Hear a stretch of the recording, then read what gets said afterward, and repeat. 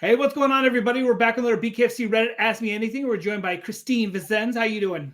Hey, I'm doing good. How are you, Gator? Long time no talk. I thought we talked about doing an interview because there was some controversy after your last fight, but we decided to be the bigger people and just let it blow away, and it did, and it went for the better. Yeah, absolutely. When did you know you were fighting the misfit, Christine Ferreira? Man, you know what? But as soon um as that fight with Jod finished, I knew it. Like just I just had a sense. I was like, I'm next. I'm next. I even, like when in exchanging messages at one point with Ferreira, like casually, I was like, I want next. So I already knew it. I was ready for it. What did you think of that fight? I mean, a lot of people are like dogpiling on Jad, but I mean, Christine was the other half of the boring fight. You know what I mean? It was not a good fight, but everybody wants to push the blame on Jad, but no one wants to say anything about Christine. And it's kind of like it takes two to tango. And I feel like she didn't really do anything either. It was just a bad fight for both ladies. I feel like. Yeah, you're right. It takes two to make a fight, and I don't think either one was capitalizing. Like, it was just a lot of clinching and not really working off the clinch. I didn't understand why it was happening, but I mean, whatever. Better for me. No, absolutely. Was there ever any talk of you fighting Jad again? Because as Jad was going up the rankings, everybody was like, "Oh, Jad's the best," and it's like, well, you guys forget that Vicens, stopped her. Was there ever any talk to to have her try to avenge that loss or anything, or that never came about? I know she wanted it. I think all the talk I heard was coming from her that she wants a rematch. She still always posted she wants a rematch. Right. Honestly, I just never cared for it. Like that was the way I see it, that was my first fight, my first bare knuckle fight, my first professional fight, my Yeah. first fight in such like a big venue. There were so many emotions, and I still feel like, yeah, it was a cut, but I mean, this is bare knuckle. This is this is the way I think 50% of the fights go. And honestly, like there's nothing. I'm sure if we get a chance at a rematch in the future, once I'm champ or whatever, I don't mind. But right now, I just want to keep on moving up. And I never even understood the rankings, now since you mentioned that. I think that was mostly because of inactivity for some time. Sure. After my fight with Jocelyn, I had an injury. I was recovering. I went on a big vacation with my family, so I was like off for a year.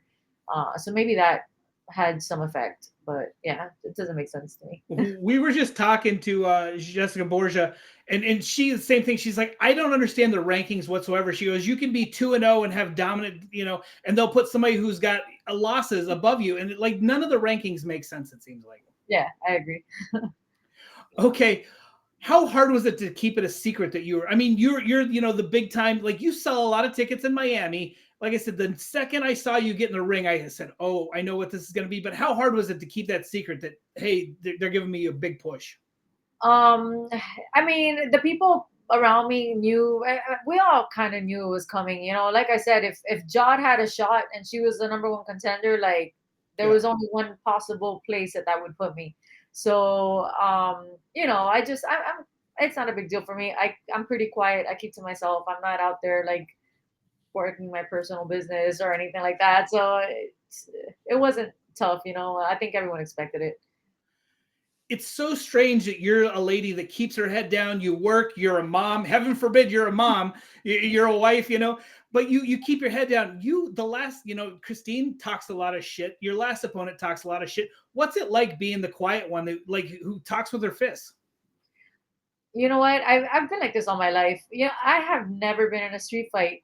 Like my Yeah. my first bare knuckle punch was in that ring with Jod. I'm not that kind of person. Like it's just not in my character. I don't like to judge. I don't like to, and not because I'm better than anyone. It's just I I know that I'm not better than anyone. So like I don't talk down to anybody. I don't like that. It's not in me, and I think everyone has their own convictions. Everyone has their own way of expressing themselves, and I express myself with my actions, not with my words.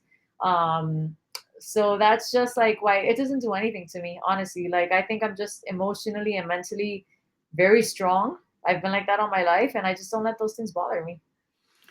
The Cubans are taking over bare knuckle. You got Blas, you got Duran, you got Zombo. All of you Cubans are so tough. Like, where does that like fighting spirit come from? And why are you guys so dominant in the bare knuckle? Man, I think it comes like I personally was not born in Cuba. I was born Sure, here, but I was raised by my dad came in Mariel. My mom, like my whole family is Cuban. My sure. second language was English. My first language was Spanish. So I was raised with parents who still had that mentality. My father very much had that mentality as if he was still living in Cuba. And they just suffered and endured so much, such a fighting spirit to get through every single day.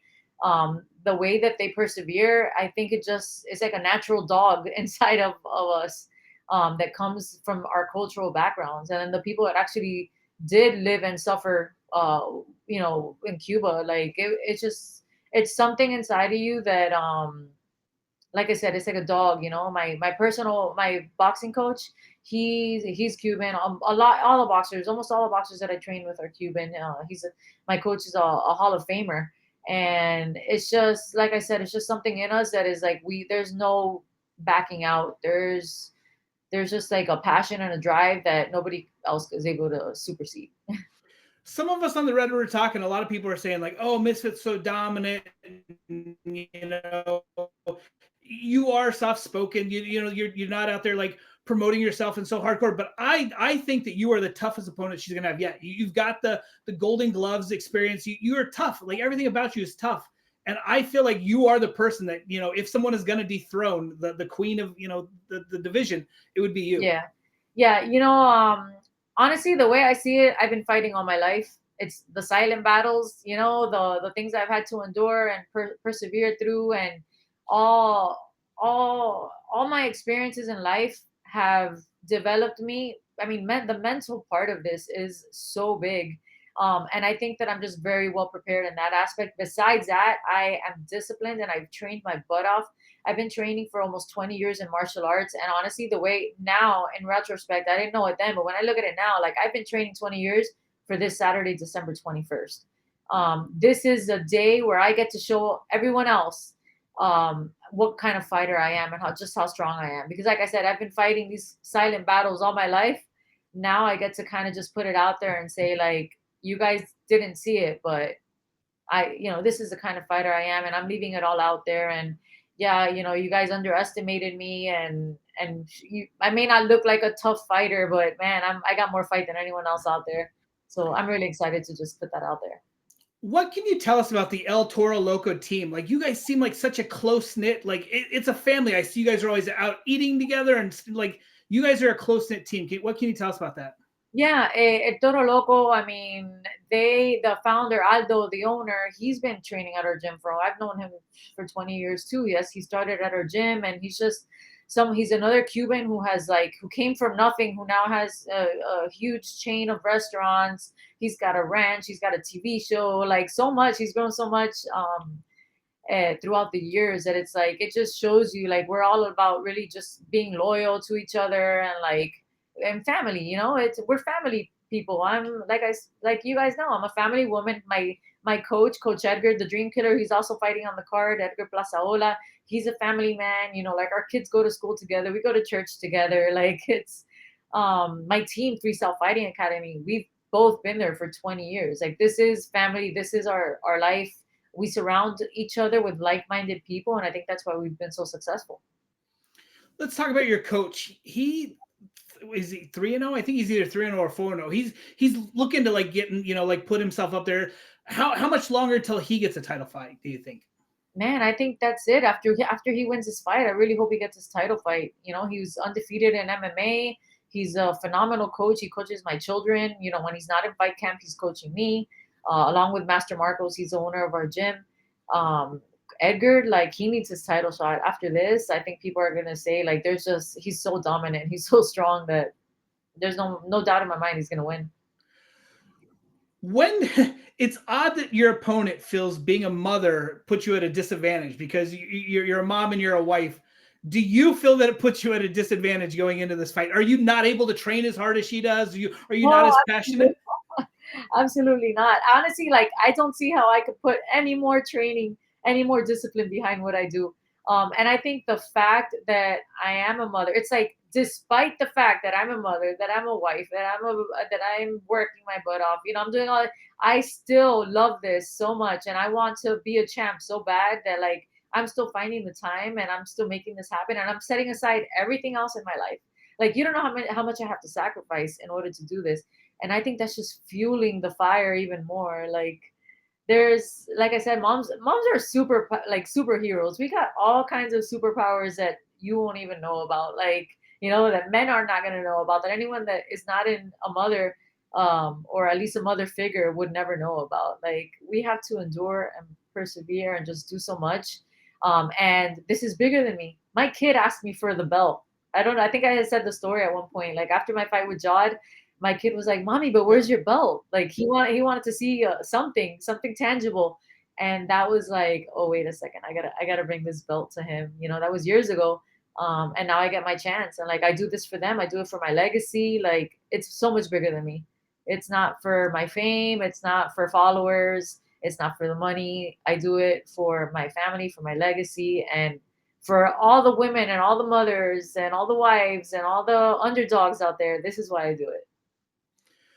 So you beat Christine, you get the belt. Like, what's your plans? I mean, like right away you want to go into a fight camp. You kind of want to like spread the wealth and let everybody see the belt and kind of give back to your community. Like, what do you see happening after you win? I definitely would love to enjoy the holidays with my family and like give myself a break, when I do these things, I mean, the truth is that I do have to shift focus from like work. For example, I have a construction business.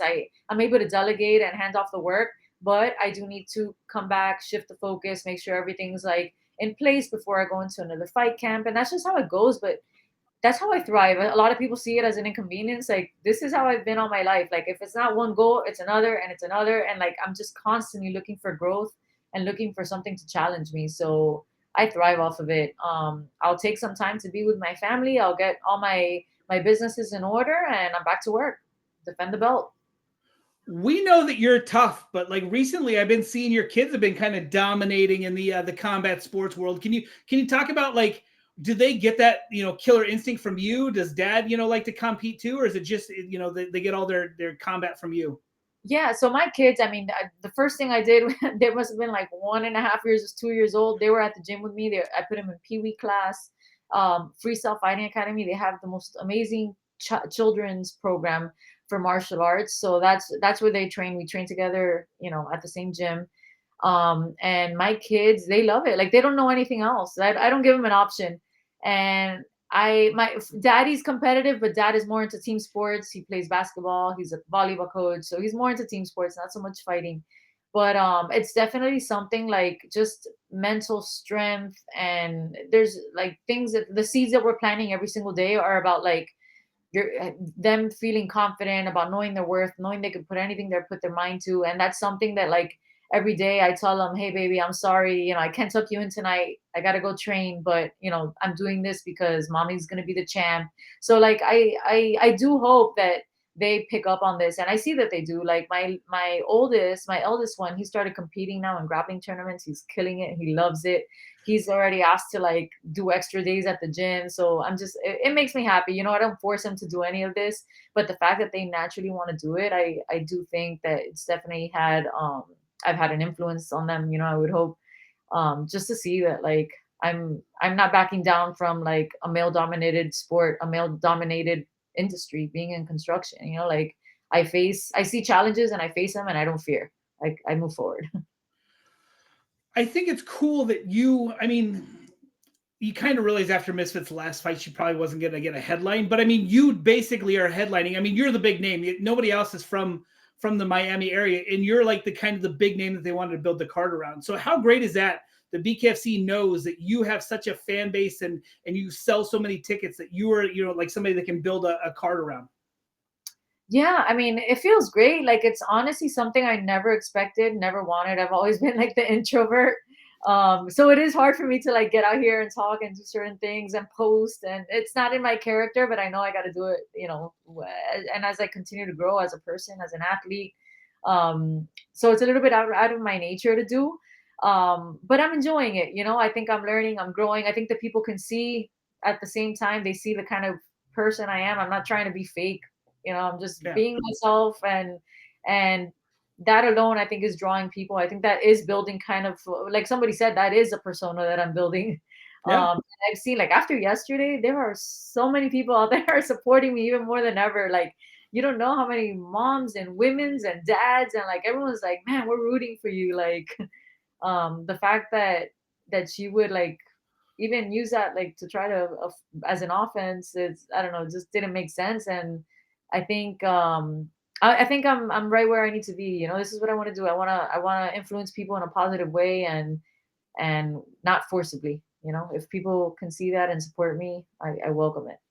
The only thing I'll say about Misfit is I know her. She's one of those people that gets extremely mean to her friends, mean to everybody. And I don't know if she feels like she has to do that to perform, but I'm hoping that after the fight, she walks back some of her comments. I hope it's just to kind of sell the fight and she doesn't really feel how she says.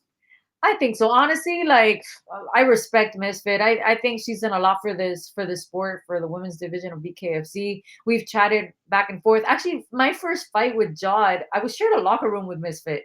It was my Okay. first fight, and I was back there asking her questions, like, "Hey, like it was something so new to me." And she was challenging Britain for I think it was the first title fight, for the title at that point. And yeah, like she was cool. I get along with her, and I do think it's a persona and a character that we kind of have to fit right now to be able to get ourselves in a certain mind space, or for her at least, to prepare for this fight. But like I said, I don't let these things get to me. No animosity. She can say whatever she wants, and at the end of the day, I'll still give her a hug. I'll still respect her, and yeah, like we're all in it together. We're all every single fighter that steps in that ring, like there's something that we're doing. And I think it's not just, it's bigger than us. It's just there's a purpose that we have, and we're going to just leave it all out there.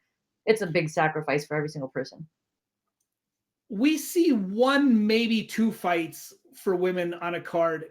At what point do you think we'll start seeing more women? I feel like we have quite a few ladies on the card now, and I would love to see either an entire women's card, or I would like to see at least one or two fights at per weight class to kind of get your guys' ranks moving. And you guys put on some of the best fights in BKFC, and I feel like it's a huge disservice when we don't see more of the women fight on the cards. Yeah, I think it still has a lot of room to grow. I think 2025 is going to be a huge year for BKFC. I think a lot of more women are getting involved. The more we fight, the more exposure we get. 2025, they have like the competition. There's just like, we obviously have Conor McGregor backing us up. Like there's just so much going on, and I think it's only going to continue to grow. I see a lot of more women jumping into the sport in the future, and hopefully we do get an all women's card, or at least we're getting two fights, per card. So this question's kind of a little bit about your last fight, kind of this one. Misfit has some unique hair with the dreadlocks. How much hair pulling will we see in this fight? Gosh, I hope I hope not. I think she's a professional. I think for real is not going to be looking to pull hair. I hope not. I know I'm not. We're Right. professional. Awesome. Well, look, you're great to talk to. Like, regardless of the outcome, we hope to see you win. Good luck. I can't wait to talk to you again. Hopefully, no controversy. Like, it was really unfortunate your last fight. Everybody was like nice after the fight, and then weeks later, a lot of trash talking and stuff. So hopefully, this one ends no controversy, and I can't wait to see what's next for you. Awesome. Thank you, Gator. I can't Have a wait. good- See You ya. too. Bye.